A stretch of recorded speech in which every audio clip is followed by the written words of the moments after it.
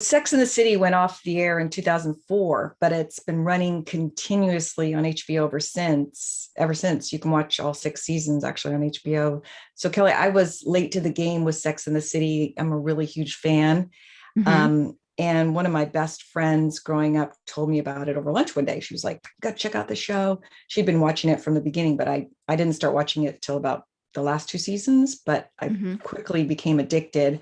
And I know that you told me you weren't so into it. You never really watched it, right? Isn't that what No, you told me? no, I never really. And that's funny because I lived with one of my best friends in New York City in our 20s, and Uh-huh. we were two single girls living in New York City and dating and having fun. And I don't know why I just never took Never got interest into it. in it. Yeah.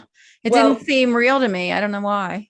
Well, there's some interesting facts about Sex and the City. For one thing, Candace Bushnell, who was the author of the book, she had a column in a paper called the New York Observer in the early 1990s, Uh-huh. and it was adapted into a book in '97 called Sex and the City, and that's a year later is when the show premiered on HBO. But um, you can also, by the way, it's you can also see it on Amazon Prime and Hulu and all those different places. Uh-huh. And as you know, there's going to be a reboot December 2000 of this year. It's called And Just Like That. So that's going to premiere on HBO Max in at the end of the year. So, but anyway, the thing I was going to tell you about that was interesting about Sex in the City was that it and why it resonated so much with many women, because Hmm. obviously there's a lot of fans, right? Right. But it had four strong female leads. Right. All Yeah. the women were intelligent, strong, and Yeah. and funny, right? Uh-huh. Uh-huh. And it was one of the first shows with the message of don't settle for any man in order to get married, by a certain age. So it was like Okay. one of the first shows that kind of had that message because all the girls dated a lot. Uh-huh. And the storylines focused on female friendships. They were always there for each other, because there was like one episode where Carrie was like, maybe we're all going to be each other's soulmates because, they were always trying to look for soulmates, right? Uh-huh. Um, but lastly, there was a lot of fashion. So Carrie Bradshaw introduced this thing called high-low fashion, where she mixed designer things with more trendy, less expensive thrift shop store things. She was Hmm. like very, she was a fashionista. So that was like one of the interesting things about her character. And she's become this cultural icon because of her style, right? Hmm. Hmm. But I think one of the most important characters was Samantha Jones, who was played by Kim Cattrall, Hmm. and she was one of the first unapologetic, ageism shaming, career driven. She wasn't afraid to talk about sex, and she was like a powerhouse character Hmm. to a lot of people. And at the end of, I guess it was it the movie? The second movie, she dated a man over 20 years younger than herself. Well, she dated him in the series too, but he turned out to be her most meaningful relationship, and he stuck by her through her cancer. She had cancer, Oh, wow.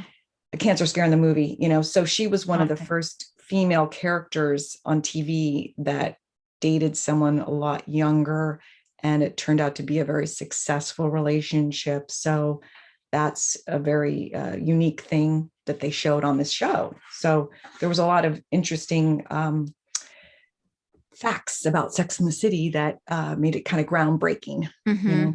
Well, it sounds like Uh, it's giving women permission to do mm, things that men have already always done. right, Um, exactly, so, exactly. drink out drinking with the girls. That's what I Right. always pictured it as.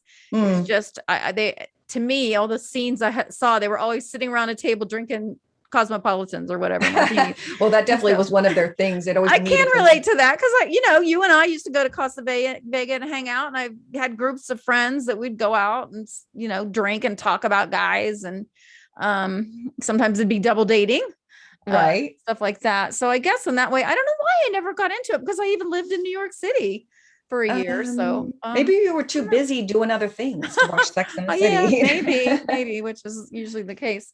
But yeah, I never, I don't know, I never got Yeah. into it. But Well, for fans of the show, sadly, Samantha Jones will not be back, as most people know. Her character is not coming back, but a that's lot too of the bad. other Yeah, because people love her, she's a Mhm. great actress, Kim Cattrall. I remember one time when I was a kid, my dad had a friend who was an actor, and he brought me to the Lee Strasberg Theater Institute in Hollywood. And there was a play going on called A View from the Bridge. It was an Arthur Miller play. And she was one of the stars of this play. And I was just, gosh, I was like 8 years old or something. I remember seeing it and I was like, wow, she's a really good actress. And then that was way before she did Sex on the City, but she's Uh-huh. been a dedicated thespian for, many years, but she just got her most attention was from this show. Uh-huh. But the good news for all the fans is Mr. Big will be back, and that was Carrie's big love, so he will be back. Chris Noth plays Mr. Big, Uh-huh. and John Corbett will be back as Aiden Shaw. Those were Carrie's two big loves in the show, Hmm. and all the regulars will be back except for, sadly, Stanford Blatch. That's his real name. He played excuse me, Willie Garson is his real name. He played Stanford Blatch, but sadly he passed away in September of Hmm. this year of pancreatic cancer. So he was Carrie's best friend outside of Oh. the girls, the Mhm. ladies. So yeah, that's kind Well, of why sad. are they going to say, well, we might not know yet, but Kim Cattrall's character, and they Mm, always, the rumor always was she didn't get along with mm, Sarah Jessica Parker. mhm. And for whatever reasons, that's too bad that they weren't able to put it behind them and do it. But then I wonder what they're going to say why she's not in the show, because I that would don't be know. weird. Yeah, they're probably, Unless they kill her gosh, off, your that your happens. your guess is as good as mine. Huh. I have no idea what they're going to say about her, and I'm kind of sad that Smith Jerrod, that was her boyfriend, probably won't be back either because he was really good looking. So Uh, that was the younger guy she was dating, oh, okay. and he won't be back. So, Huh. but Evan Handler will be back. He's Harry Goldenblatt. That was gosh, what was her name? Charlotte York. That was Charlotte's husband. He'll be back, and they have a new character, Sarah Ramirez. But and Just Like That again is the name of the reboot. So I'm excited to watch it. I have friends that we're really anticipating this, and we're gonna have like a little viewing party, and so that's something to look forward to. I just thought of something, because for a long time when Friends was really popular, I never Hmm. was into it then either. And I Hmm. just figured out probably why never got into Sex in the City is because same reason that I never got into Friends when it was airing is because I was working at night. I was bartending. Right. That's what I'm saying. You were So that either. might be why I just never watched it, and I Mhm. might like it. So maybe I'll Mhm. have to look at some old episodes and see if I Yeah, like I it. think, you can find it. Gosh, like I said, on HBO, they have a Yeah. website where Yeah. you I'll can have to find look it. it up and see. I do remember seeing a few episodes, and I just never, I don't know. I never got into it. Now, Friends, I eventually watched all of the episodes and loved it. And even young people now are watching Friends and Hmm. really liking it, but I don't Hmm. know why. I don't know. I'd love to know why in my psyche, my mind, my head, why I never got into Sex and the City, because I'm such a trailblazing woman or trying to be. So Right. yeah. Yeah. I really liked that show because I guess it was the message was that these women, these ladies were all there for each other, and they Mm-hmm. went through so many things together that Mm-hmm. in the end, but there's other shows like that from the past, like Golden Girls was kind of like that, I guess. Yeah. But Sex and the City was more hip and trendy, Yeah. and had all the glitz and glamour of New York. And I remember the first time I saw it, I remember you always identify more with one of the characters than the other. In the beginning, I'd always identify with Charlotte York, because when I was younger, I always wanted everything to be so perfect. Mm-hmm. Yep. So but then I could also identify with Carrie Bradshaw, and not really Samantha so much, but I kind of admired her, Mm-hmm. because she Mm-hmm. was way more brazen than I was. Mm-hmm. And her character just was like, I just because I'm a woman doesn't mean I can't do these things, and Yeah. it would just she was great. What So about Cynthia Nixon? What was her character like? that's Miranda Hobbs. She was a lawyer, and I always Uh-huh. liked her too, but I didn't really identify with her because she was very serious, and she Uh-huh. was very she ended up with Steve Brady, I think his name was her bartender boyfriend. And she ended up getting pregnant from him in the series. And then she decided to have the baby without him, which was also a little bit groundbreaking at the time, because she found out she was pregnant and she was going to have the baby. And she told Steve, I'm going to raise the baby on my own, and you don't have to have anything to do with it. But I'm just telling you. But then he wanted to. So then they ended up, getting together in the end. And she was like the breadwinner of that particular relationship, because she was a lawyer and she worked at a high-end firm, I guess. And so but it's the funny thing about Sex and the City was always like, how does Carrie afford everything, like the apartment and all these clothes that she was getting? She was like just a freelance writer. She had a column where she was like a freelance writer. So she didn't that's not very realistic. I remember my friend Terry and I went to we wanted to live in Manhattan. And so we're looking for apartments, and you couldn't find an affordable apartment. I mean, you couldn't even find an apartment, period, at that time. And we found a studio apartment that we were going to share. And we did for a year. And we were like, it was so sad. But cute. We were like, when we found it and it was clean. It was nice. It was in Soho. It was a really nice, hip, cool area. And, I'll never forget the address. I won't say it right now, but it was on Prince Street. And we were celebrating, and we were like, let's have a party. Can you imagine, in a 1-room apartment, a studio apartment? We were actually thinking that, but that's how excited we were. So anyway, God. Apartments in New York City are so expensive. And I know, I remember learning a lot about that too, because, Samantha, she ended up buying a not a condo, but I guess you'd call it a co-op, or she bought like a co-op type unit in the meat packing district. This is in one of the episodes, and I remember reading, that's where all the people, it was a very interesting neighborhood with a lot of colorful characters. It wasn't the most desirable neighborhood to live in, but it was the only place that she could really afford, I guess, at the time. So you'd learn about all the New York real estate through the show, the meat packing district. New York is an exciting town. I really did love living there. The only reason that we left, and we lived there for a year, 2 single girls in New York City, just having a blast. But it was winter. The winters were so harsh. Oh yeah. And so we left and moved to Los Angeles. That's how I ended up in LA. But the feeling. So when I first went there, I just went to visit her, and I remember just the vibe, the feeling, the energy. It sucked me in. I was like, I want to live here. And at first, my first night, I'll never forget, we're driving through Manhattan and seeing all the garbage on the streets, like, bags of garbage, and it's just dirty and graffiti. And I was so grossed out. And then my first time on the subway, I didn't want to touch anything. I know. And then you get used to it. You just get used to the filth. Well, that's the only thing, is I don't really like taking the subway, because I remember my boyfriend was from New York and he lived in Midtown, and he took me around, and I was always like, I don't really like taking the subway, because you're all like standing next to each other, it's all gross and dirty and blah, You get but used to it, though.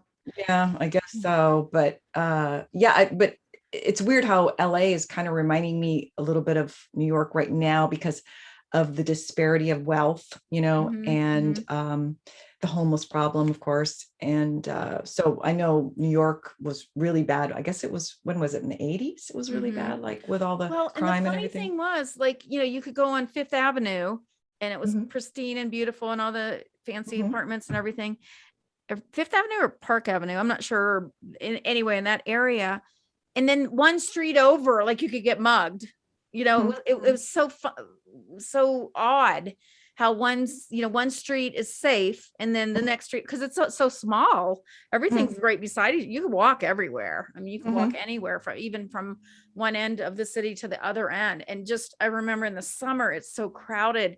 You're brushing up against people on the sidewalk, and they're sweaty. They're sweaty. So, you were saying, right? Yeah. So it's very, very crowded, overcrowded, but I don't know what it was, just the energy. It's the energy. It's the energy. Yeah. Because my ex-boyfriend. Yeah. Go ahead. Well, people are so honest. Yeah. And I think that helped me, learn to be more blunt about things because, Mm, you're always taught to be polite and never be honest with people. Just tell them what they want to hear, or the nice, mhm, be polite.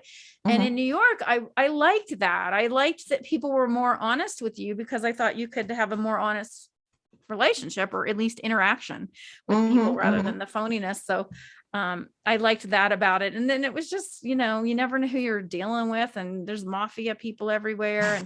And I remember we were in a nightclub once, and this guy comes up to me and buys me and my friend drinks and starts talking to us. And then next thing you know, he's like the bodyguard of one of the Gambino family. Uh-huh. And then the guy in the Gambino family, I think that's the name of the family. Gambino, yeah. Oh, I forget his name. He's after my friend. And oh, it was just crazy. And we didn't know till later, like, who these people were. But yeah, it was really, really a good time. Yeah. Oh I'm no. so glad I did it. I'm so glad. What a great experience. I know Yeah. when my boyfriend came out to visit me when I was living in Hollywood at the time, and he was like, he'd always tease me, like, you Californians are so wimpy. It takes New Yorkers like us. We know we get things done. Yeah. Yeah. And he became alive when we'd go to New York. He just came, his energy Mhm. was that energy, but he couldn't deal with California because it was too laid back for him, I guess. Mhm. So, but the thing I like about California is the different climates. You can go to the Mhm. hills and go to the snow in the mountains, and you can go to the beach. And I just like the Yeah. weather. It feels healthier to me. Although I love New York. I love the energy. I love the culture of New York. That's what I love. Yeah. I love the museums and the plays and just all the things that I Yeah. like to do. The arts, they're there. Yeah. And it usually comes to New York first.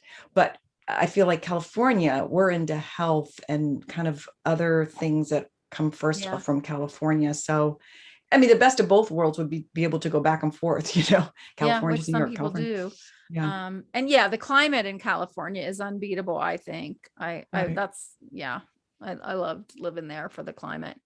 Yeah. Because That's nothing's why everyone comes perfect, here. and no city, even those cities tend to have a personality, and the people living there are the ones making up that personality, but nothing's perfect. You're always going to find I feel like no matter where you are, you find what you want.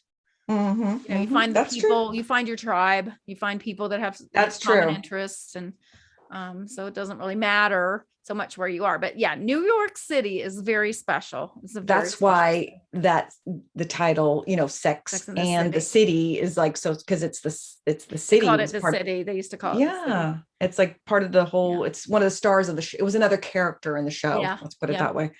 And Yeah.